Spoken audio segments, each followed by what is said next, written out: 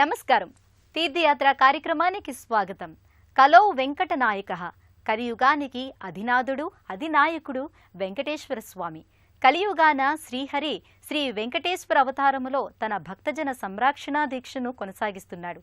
దశావతారాలలో 10వ అవతారం కల్కి అవతారం. ఈ అవతార విశిష్టతకు తగ్గట్టుగా స్వామి గుర్రంపై శ్రీ వెంకటేశ్వరునిగా అవతరించిన అరుదైన విలక్షణ క్షేత్రం విశాఖపట్నం జిల్లాలోని ఉపమాక దేవస్థానం. కల్కి అవతార తత్వం శ్రీ వెంకటేశ్వర స్వామి రూప విశేషం కలగలిసిన దివ్య సన్నిధి ఉపమాక క్షేత్రం. ఈ క్షేత్ర విశేషాలని నేటి తీర్థయాత్రలో తిలకిద్దాం.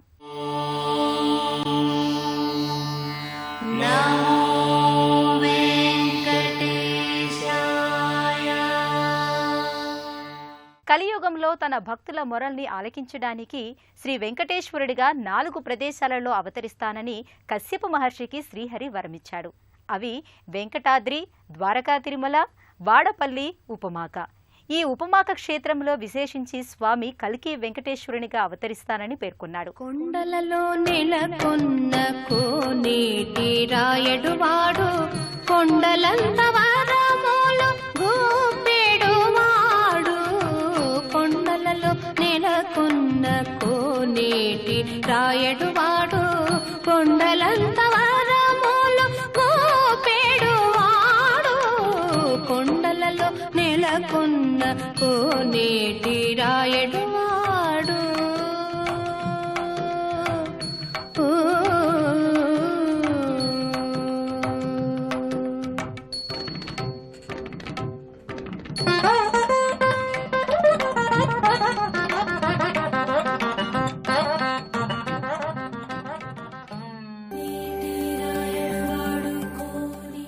ఉపమాకలో వేంచేసి ఉన్న శ్రీ కల్కి వెంకటేశ్వర స్వామిని దర్శించుకోవడానికి భక్తులు మెట్ల మార్గం ద్వారా కొండ ఎగువకు తమ ప్రయాణాన్ని సాగిస్తారు. ఈ మెట్ల మార్గం ద్వారా నడిచి వెళ్లే భక్తులకు నిరుపమాన ప్రకృతి సౌందర్యం కనువిందు చేస్తుంది. అల్లంత దూరం నుంచి గోచరమయ్యే ప్రకృతి రమణీయత ముగ్ధుల్ని చేస్తుంది. సృష్టి విలాసం ఎంత శోభస్కరంగా ఉందో అవగతమవుతుంది.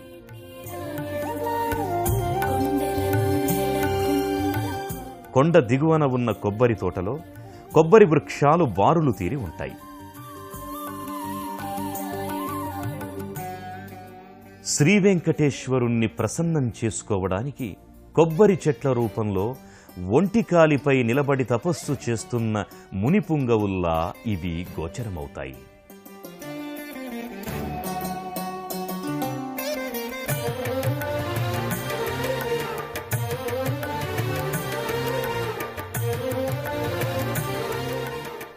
స్వామి నెలకొన్న గరుడాద్రిపై తిరునామం, శంఖుచక్రాలు భారీ ఆకృతిలో నెలకొని ఉన్నాయి. ప్రధాన ఆలయం ముఖమంటప రాతి స్తంభ సమన్వితంగా ఉంటుంది.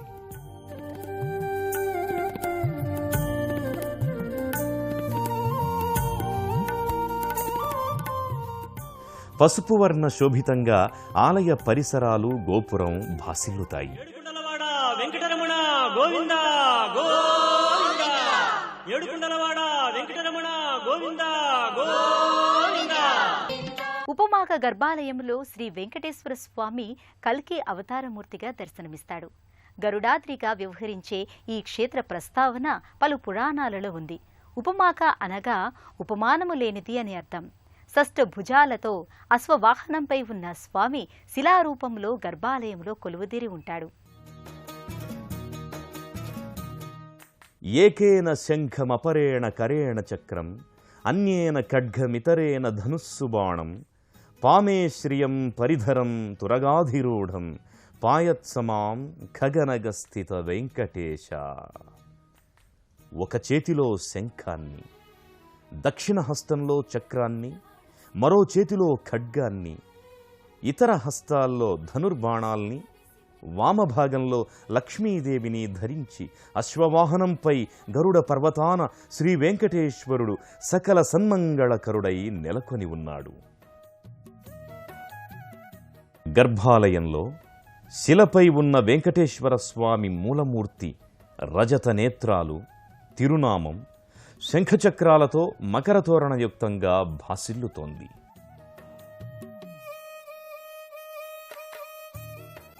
స్వామివారి హృదయస్థానంలో లక్ష్మీదేవి కొలువుదీరి ఉందనడానికి చిహ్నంగా ఒక పసుపు ముద్ద హృదయ భాగంలో ఉంటుంది. తులసి మాలాలంకృతుడైన స్వామి వ్యక్తావ్యక్త స్వరూపునిగా నెలకొని ఉంటాడు. స్వామి మూల విరాట్ సమక్షంలో పలు సాలగ్రామాలున్నాయి.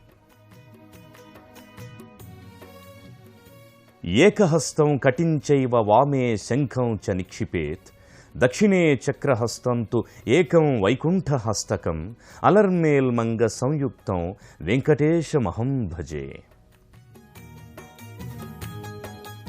ఒక హస్తం కటి భాగాన ఉండగా ఎడమ చేతిలో శంఖాన్ని, కుడి చేతిలో చక్రాన్ని, నాల్గవ చేతిని అభయహస్తంగా ధరించి అలర్మేల్ మంగతో ఉన్న శ్రీనివాసుణ్ణి దర్శించుకొని భక్తులు పులకిస్తారు. స్వామి ఇక్కడ 6 భుజాల్ని కలిగి ఉండడం విశేషం. 5 హస్తాలలో దుష్ట శిక్షణ, శిష్టరక్షణ చేయడం కోసం పంచాయుధాల్ని ధరించి ఉంటాడు.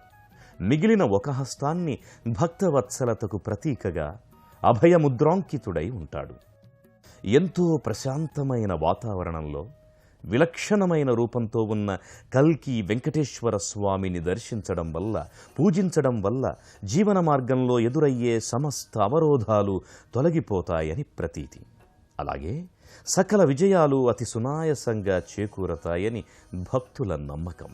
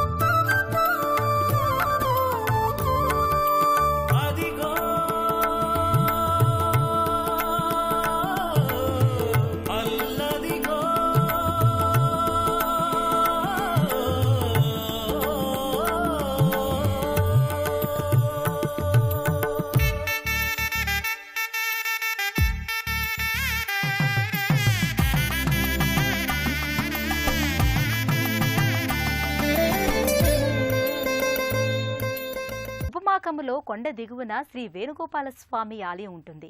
ఈ వేణుగోపాల స్వామి ఇక్కడ క్షేత్రపాలక పెరుమాళగా వ్యవహరిస్తున్నాడు.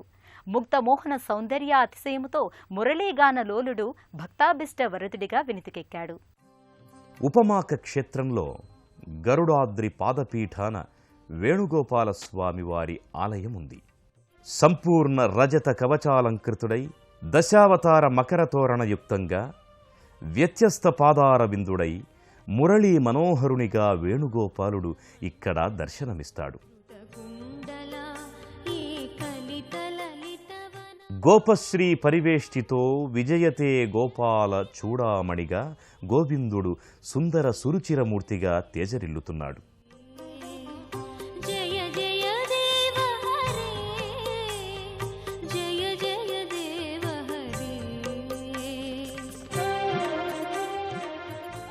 కొండ ఎగువన మూల విరాట్కి పంచామృతాభిషేకం, పూజాధికాలు అనంతరం వేణుగోపాల స్వామి ఆలయంలో ఉన్న ఉత్సవ బేరాలకు పూజాధికాల్ని నిర్వహిస్తారు. విశేష పర్వదినాల్లో ఈ ఉత్సవమూర్తుల్ని కొండ ఎగువకు చేరుస్తారు.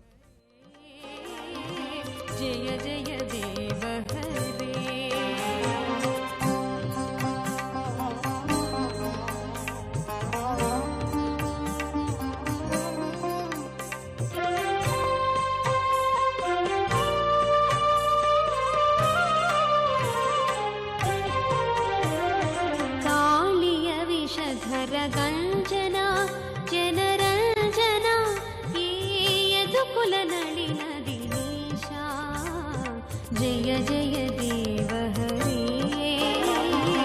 जय जय देव हरे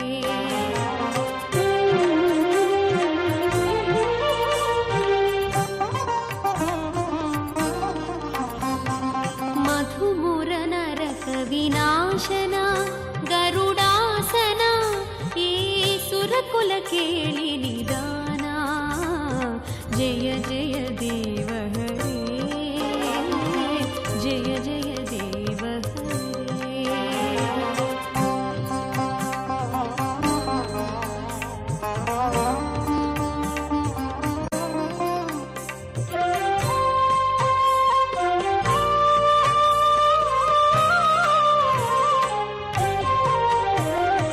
अमल कमल दळलो వేణుగోపాల స్వామి ఆలయానికి పక్కనే ఆండాళ్ సన్నిధి ఉంది. రజతాభరణాలతో స్థానక భంగిమలో పద్మంలో గోదాదేవి నెలకొని ఉంది.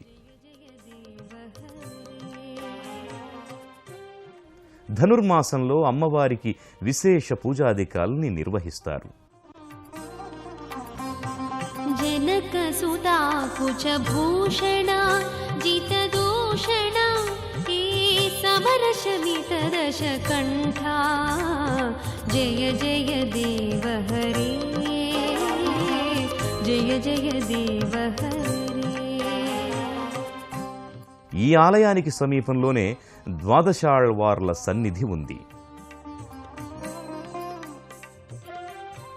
ఆళ్వార్ల తిరునక్షత్ర పవిత్ర దినాల్లో ఇక్కడ విశేష పూజాధికాల్ని నిర్వహిస్తారు. अभिनव जलधर सुंदरा धृत मंदरा हे श्रीमुख चंद्र चकोरा जय जय देव हरे ఉపమాక వెంకటేశ్వర స్వామి ఆలయం ఎంతో పురాణ ప్రసిద్ధమైంది. ఎందరో యోగులు మునులు సిద్ధపురుషులు తపమాచరించి స్వామి అనుగ్రహానికి పాత్రులైన దివ్యస్థలి ఇది. కశ్యపుడు, గరుత్మంతుడు, నారదుడు, బ్రహ్మ వంటి వారు ఎందరో ఇక్కడ శ్రీహరి అనుగ్రహానికి పాత్రులై స్వామిని శ్రీనివాస రూపంలో ఆరాధించుకుని తరించారు. ఉపమాక శ్రీ వెంకటేశ్వర స్వామి ఆలయంలో గోశాలను ప్రత్యేకంగా నిర్వహిస్తున్నారు. ప్రతినిత్యం గోక్షీరంతో శ్రీ వెంకటేశ్వరునికి వేణుగోపాలునికి అభిషేకాదుల్ని నిర్వహిస్తున్నారు. ప్రత్యేక పర్వదినాలలో ఇతర ముఖ్య సందర్భాల్లో ఇక్కడ భక్తులకు అన్నదానాన్ని నిర్వహిస్తారు. అన్ని వైష్ణవ క్షేత్రాలలో వైకుంఠ ఏకాదశి నాడు మాత్రమే లభించే ఉత్తరద్వార దర్శనం ఈ క్షేత్రంలో నిత్య వైకుంఠ దర్శనంగా భక్తులకు లభిస్తోన్నది. ఈ దేవాలయంలో నిత్య పూజాధికాలతో మొదలుకొని సంవత్సరోత్సవాల వరకు పాంచరాత్ర ఆగమోక్తంగా జరుగుతున్నాయి. కన్యా సంక్రమణంలో పంచాహ్నికంగా బ్రహ్మోత్సవాల్ని నిర్వహిస్తున్నారు. ఫాల్గుణ శుద్ధ ఏకాదశి నాడు స్వామివారి తిరుకల్యాణోత్సవాన్ని ఘనంగా నిర్వహిస్తారు. వైకుంఠ ఏకాదశి నుండి 10 రోజుల పాటు అధ్యయనోత్సవాల్ని జరుపుతారు. ద్వాదశాళ్వార్ల తిరునక్షత్రాల్ని నిర్వహిస్తారు. పలు ఉత్సవ సందర్భాల్లో పుణ్యకోటి, పొన్న వాహనాలు, గరుడ వాహనం, లక్క గరుడ వాహనం, అశ్వ గజ హంస వాహనాలతో స్వామివారిని అమ్మవార్లను ఊరేగిస్తారు. ఇక్కడ ప్రతిరోజు కొండపైనున్న మూల విరాట్టుకి పంచామృతాభిషేకాన్ని నిర్వహిస్తారు. షోడశ కళానిధికి షోడశోపచారములు జాడతోడనిత్సలును సమర్పయామి సమర్పయామి. వినా వెంకటేశం ననాదో ననాదః అన్నారు. వెంకటేశుని కరుణాకటాక్ష వీక్షణాలు సోకకపోతే అందరం ఆర్తులమవుతాం. స్వామి రహితంగా ఈ సకల చరాచర సృష్టి నిమిషము కూడా మనుగడ సాగించలేదు. అలాంటి అఖిలాండ కోటి బ్రహ్మాండ నాయకుని దివ్య అనుగ్రహాన్ని పొందటానికి ఉపమాక వెంకటేశ్వరుని పాదార విందాల్ని సభక్తికంగా ఆశ్రయిద్దాం. మరో క్షేత్ర సందర్శనంతో మళ్లీ తీర్థయాత్ర కార్యక్రమంలో మళ్లీ కలుసుకుందాం. అంతవరకు సెలవు. నమస్కారం.